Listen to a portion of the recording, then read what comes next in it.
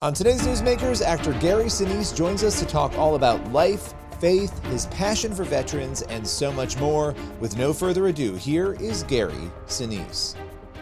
Gary, it's always a pleasure to chat with you, and there's a lot to talk about. I want to start with your foundation and the work that you've done for so many veterans. You know, for those who don't know, and I know you've shared this story before, but I think it's an important one. What was it that got you started down this road of creating a foundation and doing the incredible work that you do?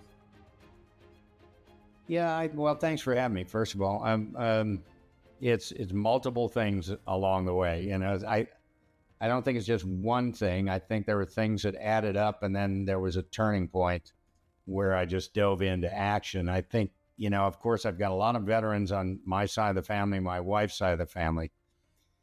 So I really think, you know, it begins kind of there. Her side of the family is Vietnam veterans, and I got very involved with them, sort of Vietnam veterans and supporting Vietnam veterans back in the 80s in Chicago when I was working in theater there. I was doing a lot of theater, and I had met my wife's two brothers and her sister's husband. He was a combat medic, and they started to kind of talk to me about Vietnam. I started asking them a lot of questions.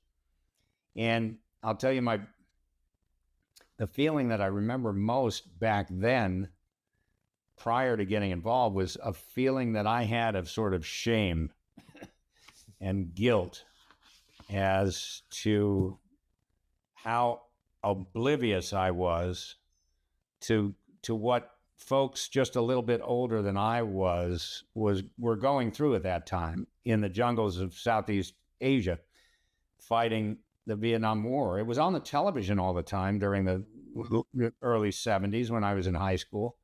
But I was playing guitar and, you know, doing theater and girls and, you know, all the distractions of being in high school.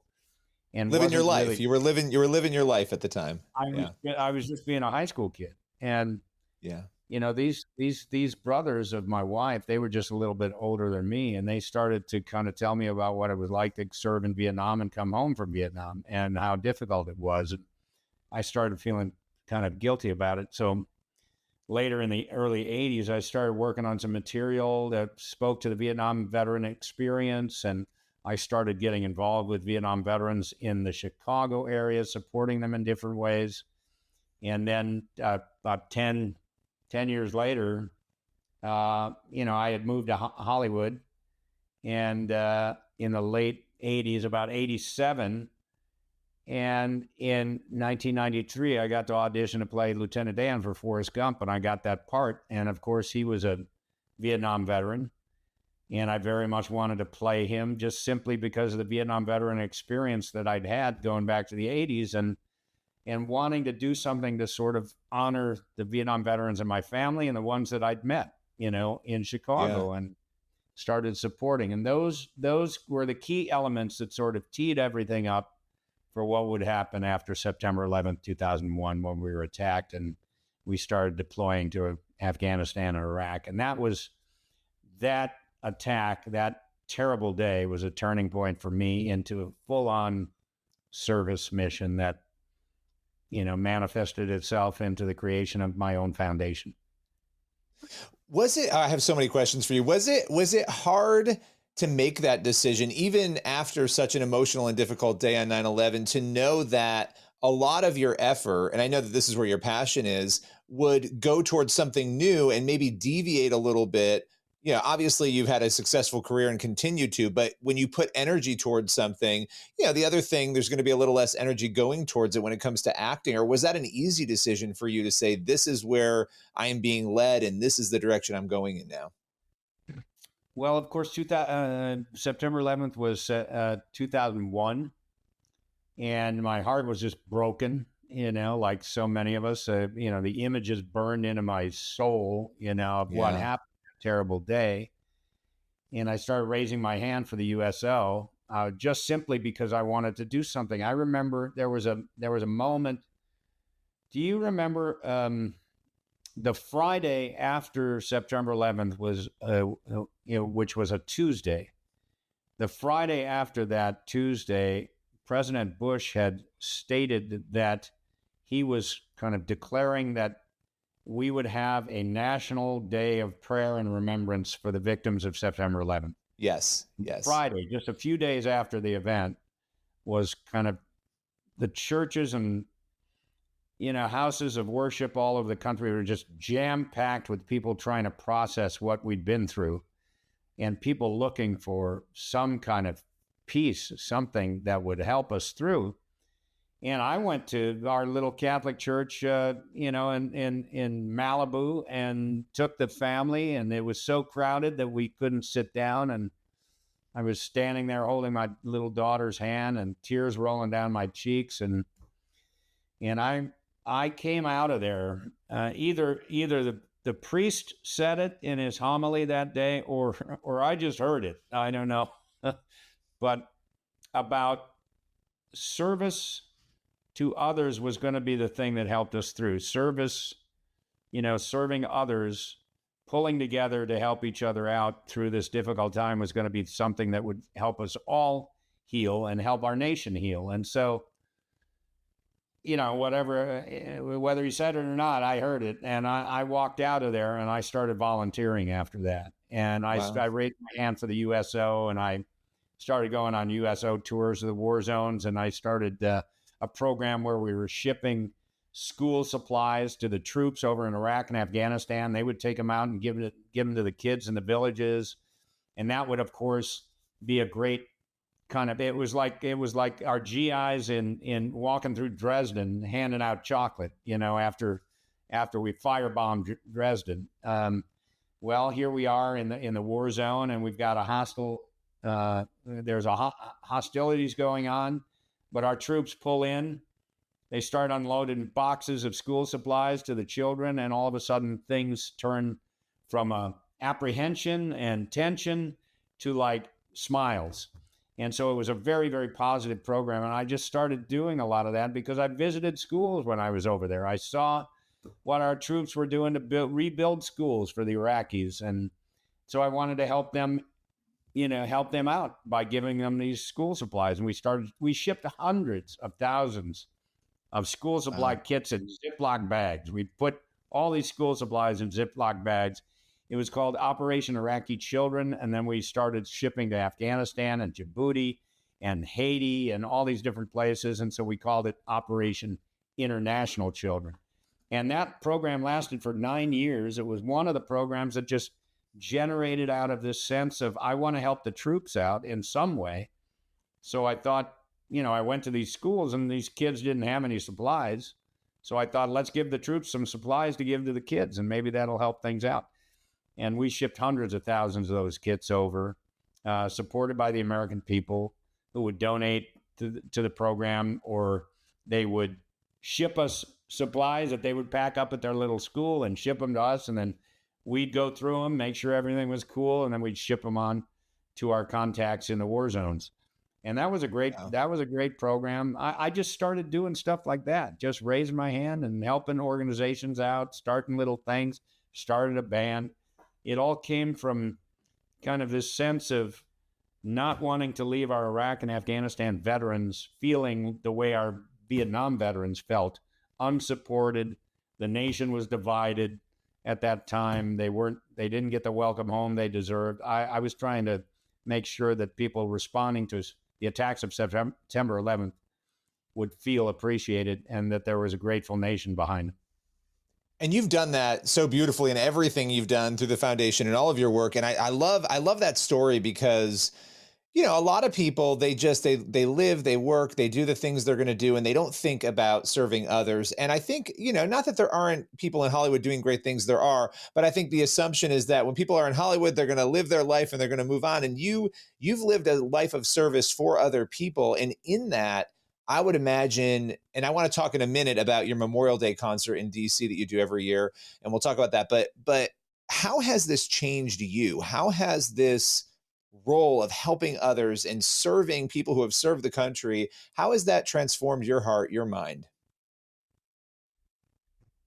Well, greatly. I mean, it's once I started doing it, I wanted to do it again and again and again. I saw the impact that could be made when you simply showed up and put your arms around somebody and helped them through. And it made me feel better. Like I said, I just had this terrible feeling of fear after September 11th. Like, what was happening to our country? Are we Yeah. going to? You remember within months or weeks of those attacks, anthrax started going through the mail. Yeah.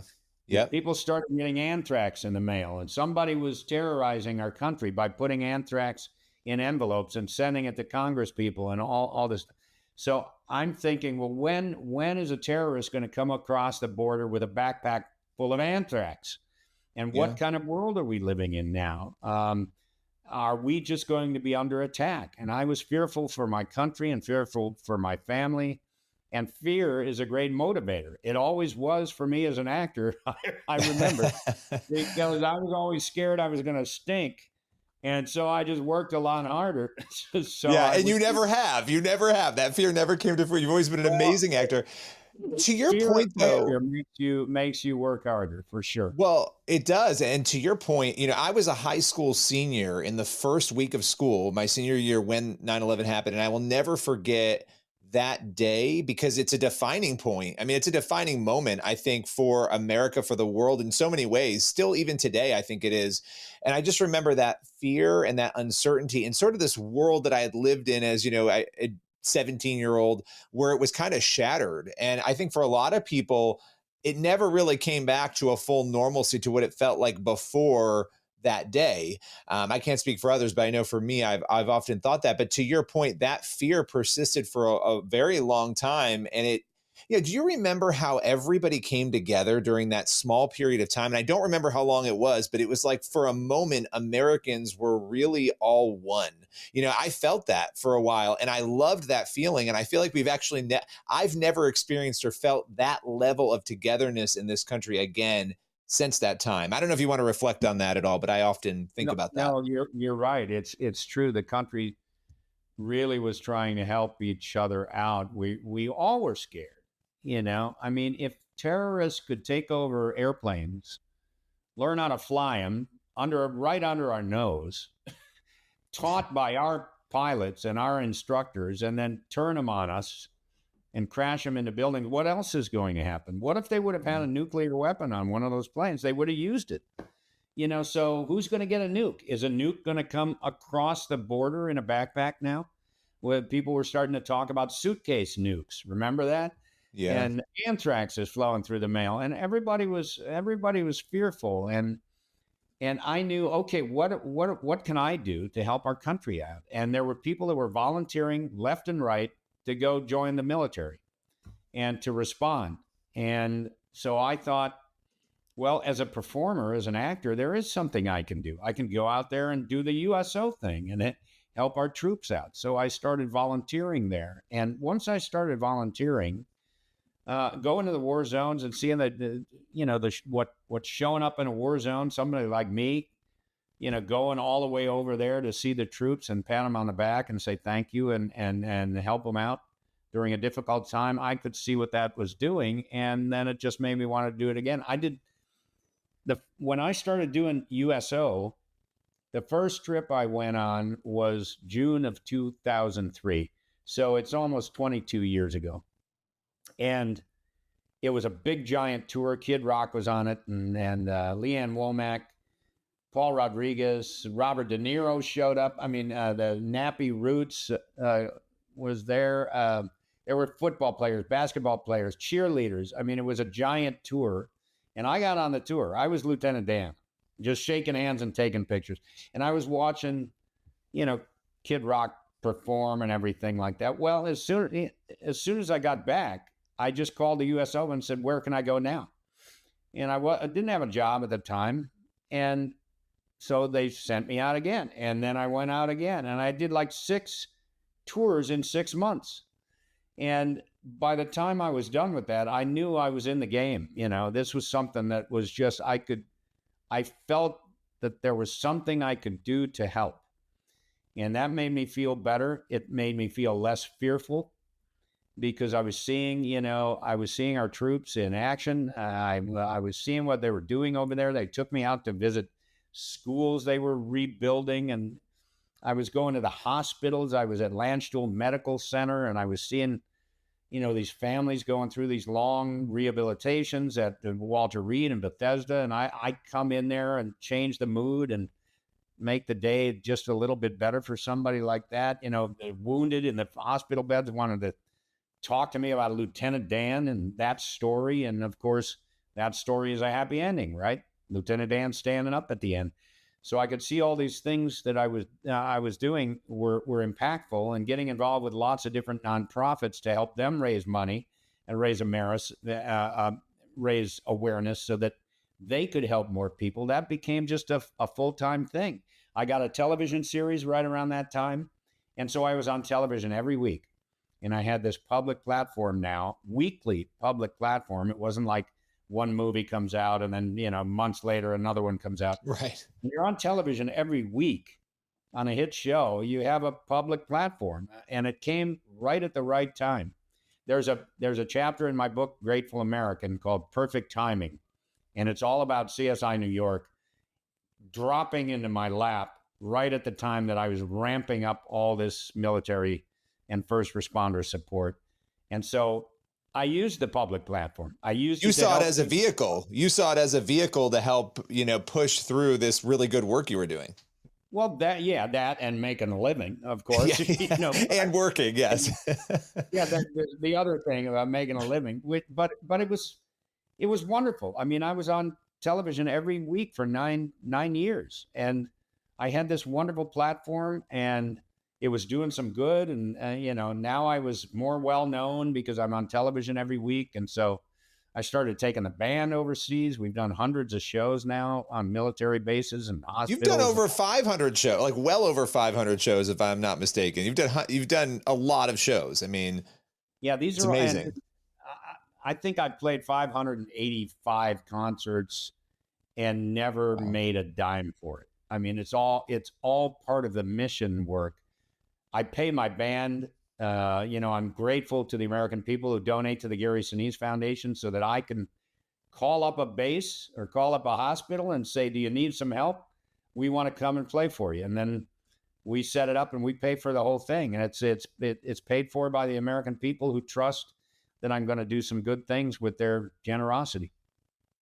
It's amazing. Your story is amazing. The work you've done is incredible. Now, you have this Memorial Day concert in DC that you do every year. Tell us a little bit about that and how people can experience that if they have interest.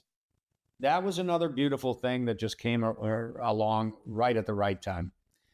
Like I said, I started doing USO shows in 2003. I did the first couple in Illinois. I did one in Chicago, just a small little thing, and we invited a bunch of troops that were associated with the USO in Chicago. And then about 6 months later, I did our first military base USO show at Great Lakes Naval Base. And then in 2004, the USO finally let me take these musicians. It was just kind of a jam band at that time. They let me take the musicians on a tour to Diego Garcia, which is down in the middle of the Indian Ocean. We have a military base there. Singapore, we have a naval base there. And then Korea, where we have multiple bases there. And I did that tour in 2004, February of 2004. I came back, I did more. I just kept saying, send me out, where can we go now? And so I was doing all these USO tours with the band. And my buddy Joe Mantegna,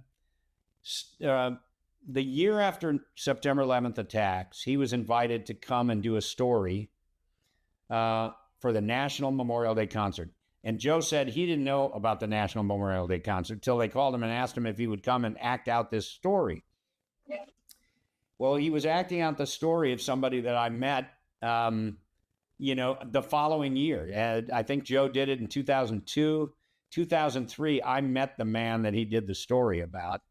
A man who lost both his sons on September 11th. He was a Marine, a retired Marine, and he was a, legendary retired firefighter named John Vigiano. And I met John on my first USO tour over to Iraq in June of 2003. Joe had done his story the year before. And in 2005, I get this call from Joe. Hey, I'm a part of this thing, the National Memorial Day concert. Have you ever heard of it? No, I hadn't heard of it. And it had been on television since the 90s on PBS, but I hadn't heard of it. And he invited me to come and be a part of a segment they were doing on the USO. He knew I was doing all this USO work. And so I said, this is perfect. I have a tour to Germany, Italy, and the UK. No, Germany, the Netherlands, and the UK in May of 2005. And the timing is perfect because we can fly straight from the UK to Washington, D.C. and make it in time to do the National Memorial Day concert. We get to D.C., we're standing on stage, 200,000 people sitting on the grass, and my band is playing for them. And again, I'm just a guy who plays cover tunes. I play like songs that everybody's going to like. I'm not a songwriter or anything like that. I just want to play music that everybody's going to enjoy. So we played a couple of cover tunes. We played Ain't No Mountain High Enough, and we played God Bless the USA by Lee Greenwood. And they asked me to narrate some content also while I was there in the show. It's a 90-minute show with a lot of stories and music. And then they asked me the following year to come back and co-host it with Joe.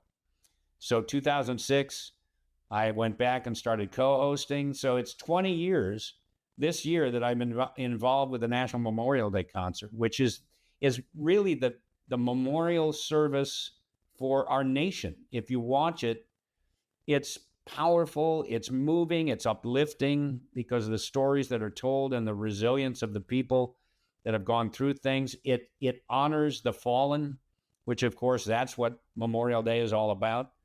And it's a beautiful show. This year we're May 25th, 8 p.m.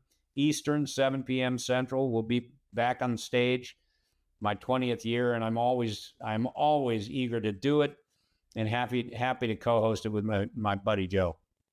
That's amazing. That's incredible. As we're talking about this right now, your foundation does a lot. What are some of the highlights maybe of what you're working on now? Maybe ways that the public could come alongside the foundation and help in any way? Well, the foundation, it has a very broad mission, and I'll tell you, it's got a broad mission because, as I said, I got involved with a lot of different efforts before I started the foundation. We're about at the end of our 15th year. Wow! So our 15-year anniversary, all that, we coming up next month, and over the 15 years, we've raised about $525 million, $500 million deployed all over the place, doing all kinds of things. And we have such a broad mission because I learned all these different areas of need before I started the foundation. And I started the foundation so I could do more of that. I just wanted to help in whatever way I could. Now we have hundreds of thousands of donors that go to the foundation. We have multiple programs at the foundation, programs that support the families of our fallen heroes, our fallen military heroes, and fallen first responders. We build specially adapted smart technology, mortgage-free homes for our badly wounded service members. We've done 95 of those houses. We'll give away our 100th home this year. Wow. We have just multiple programs. And as I said, the Lieutenant Dan Band is a program of the Gary Sinise Foundation. We provide grants to first responders, training, equipment. We're doing all kinds of things. You can go to GarySiniseFoundation.org to learn more about our mission. And I encourage you to go to our YouTube channel there, because there you can see videos of multiple programs in action. You can see the people that we're trying to help and the impact that we're making with the generous support of the American people who just support us at our foundation. I love that. That's amazing. Final question for you. And, I was thinking about this earlier, and I thought I'm going to conclude with it because I think you're a person of faith, right? And When you're doing the work that you're doing, you see there's a lot of suffering and a lot of struggle, and you see the human suffering. You've gone through your family, your own loss in the last year of your year and a half of your son, Mac, and which we talked about last time you were on with me. What has this work taught you about God, about faith? How has that part of you changed? Because again, you're helping meet those needs and you're seeing a lot of those struggles at the same time. God wants us to help each other. Help each other. Life can be, there's a lot of suffering in life, but we can, and there's a lot of sinning in life. There's a lot of suffering in life. We can be redeemed. We can resurrect. We can revive. Yeah. I went through some rough times as a kid and some difficult times, things that I'm not necessarily proud of. Before I actually got on this journey from self to service, my book is called Grateful American, A Journey from Self to Service, and I am grateful. I live remembering that gratitude is something that we all want to have gratitude for something, right? We have gratitude for our family, for our loved ones. We have gratitude for people that are trying to help us through. We have gratitude for our country. What are we grateful for? And I realize I'm grateful for so many things. I've had a lot of blessings in my life, even through the most challenging times. And as you mentioned, our son went through just a terrible, terrible struggle with a very, very rare cancer called chordoma. Thankfully, we discovered there was a foundation called the Chordoma Foundation, and they were trying to help the small handful of chordoma patients that are diagnosed each year in the United States. And we were grateful for them. I'm grateful for the men and women who serve our country. And I know that God wants all of us to just be good to each other and help each other through tough times. And when we do that, when we lift others up, we lift ourselves. There's no question about it. I've seen it. I didn't stop doing the mission of the Gary Sinise Foundation throughout the entire time that I was battling hard for our son. Mac wanted me to continue that mission. He saw what going out on a mission did for me. When I came home, I was replenished because I could see that I was helping somebody out. And then I would come home and just have a new energy to try to find a miracle for our son and to help him through his daily life as a cancer patient in a hospital bed in his bedroom. It was difficult, but service can be a great healer. It helped me through the 9/11 chapter when our country was broken. And it certainly helped me through our time with our son. My wife was also diagnosed with breast cancer at the time. My dad had a stroke. It was a difficult, challenging time at the Sinise house with these health challenges. But on the other hand, my daughters started having babies and we had these beautiful new grandchildren. And so I said the blessings kind of kept us going and the gratitude kept us going. And I recommend it to anyone when you're hurting. You can help. You can help yourself by kind of stepping away and trying to help somebody else. And when you walk away knowing that you've had a positive impact on somebody, it can just remind you that you can get through. You can strengthen yourselves by helping others.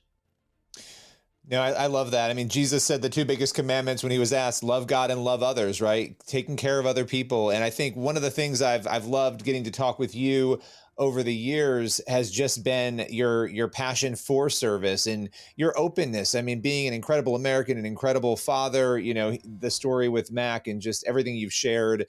We just appreciate you joining us, taking us through all of this and the amazing work you do with your foundation. Thank you for your time today.